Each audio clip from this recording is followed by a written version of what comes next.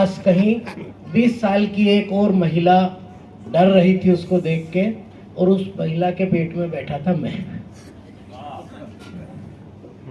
और वो पिटाई इस बात पे कर रही थी कि वो 45 साल की महिला मेरी दादी थी, 20 साल की महिला पहली वाली मेरी बुआ थी, और दूसरी मेरी माँ स्वाभाविक मैं उसके पेट में था। और वो उसको हाथ बाहर से आते हुए देखा, किसी व्यक्ति के हाथ में हाथ देके ऐसे बैठी थी। इस बात पे वो पिटाई कर रही थी और ये कह रही थी कि तेरे पास क्या नहीं है, तेरे पास बाप नहीं है, कि तेरे पास पति नहीं है, कि तेरे पास बेटा नहीं है, कि तेरे पास भाई नहीं है, कि तेरे पास घर नहीं है, कि तेरे पास खेत नहीं है, कि तेरे पास कुआं नहीं है। तेने उस आदमी के हाथ में हाथ दिया कैसे, कि पूछने के लिए कि मेरी किस्मत में क्या लिखा। उस वक्त यही 7 बातें महिला के लिए सोची जाती थी कि सब कुछ, पूरी जिंदगी उसकी उसमें सिमट गई, ये सब है, सारी सुरक्षा हो गई, उसके आगे सोचने की आवश्यकता नहीं है।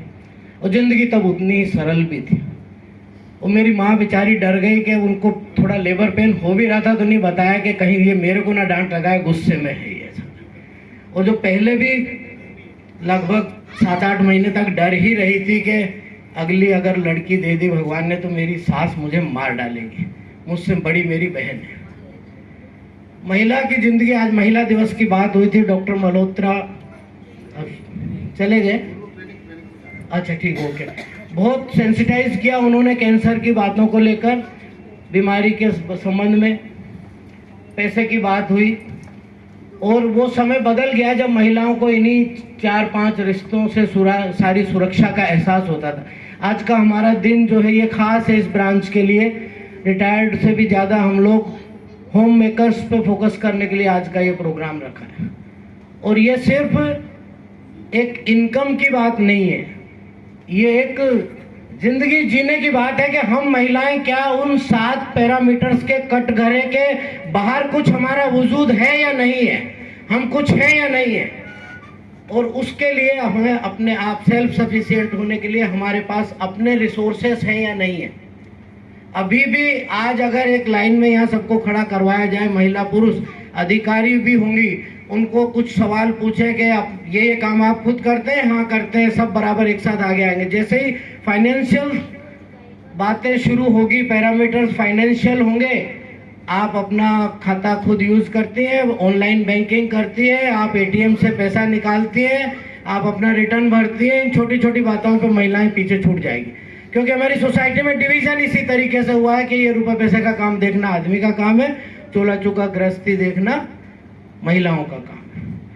ये कोटक लाइफ का जो एक प्लेटफॉर्म है, यहाँ आके एक दूसरी जिंदगी मिल सकती है खास तौर से महिलाओं को। और ये मैंने महसूस किया कोटक के प्रोग्राम्स में, जब रिवार्ड्स एंड रिकॉग्निशन के लिए बड़े बड़े 5 स्टार 7 स्टार होटल में प्रोग्राम्स होते हैं, तो जो महिलाएं जो विनर्स के रूप में आती है और उनके पति उनके पीछे पीछे अमुक के पति अमुक के पति अमुक के पति कहला के स्टेज पे आते हैं, तो जब उन महिलाओं का जो चेहरा दमक रहा होता है और उनकी चमक देखने लायक होती, तो मैं सोचता हूं कि आज इस हाल में जितने भी महिलाएं आई हैं किसी के भी इनविटेशन पे, वो कोई भी बिना कोटक ज्वाइन किए इस शाम को खत्म ना होने दें।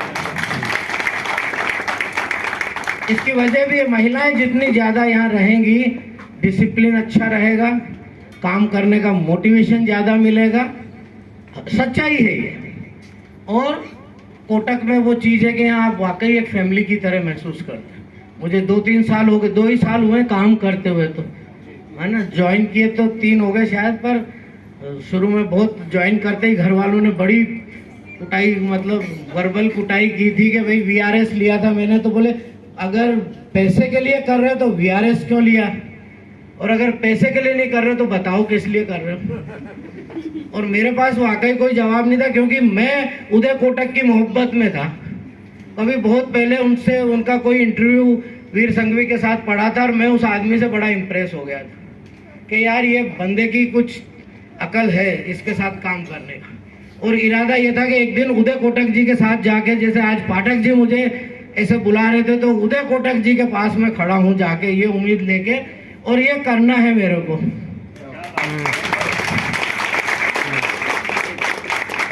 आज मेरे साथ मेरे 15 लोगों की टीम जुड़ चुकी है।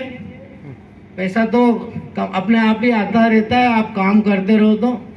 लेकिन इसमें एक बात जरूर कहना चाहता हूँ, जो भी एस्पायरेंट से जुड़ना चाह रहे हैं, इच्छा कर रहे हैं, तो भाई ये अब ऐसा नहीं है कि कैजुअली चलो इधर से गुजरा था तो सोचा सलाम करते चलो को, चलो ये भी कर लो।